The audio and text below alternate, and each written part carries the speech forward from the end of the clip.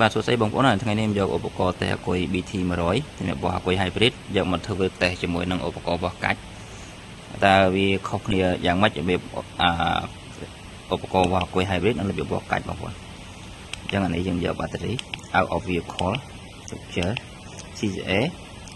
យើងយក CCA 600បាទ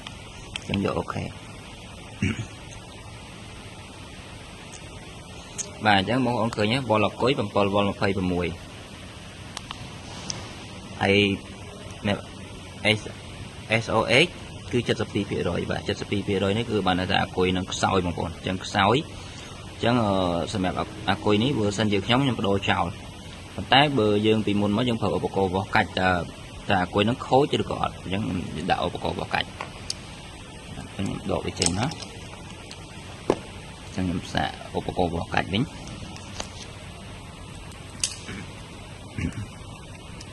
បាទអញ្ចឹងបងប្អូនឃើញ7វ៉ុល3ចឹងខ្ញុំកាច់វាជាធម្មតាយើងកាច់15វិនាទីបាទបងប្អូនឃើញអញ្ចឹងគឺអាគុយនេះគឺខ្សោយបងប្អូនបើបងប្អូនដាក់ទៅក៏វាប្រើអត់បានយូរដែរអញ្ចឹងឃើញវាធ្លាក់រហូតទេ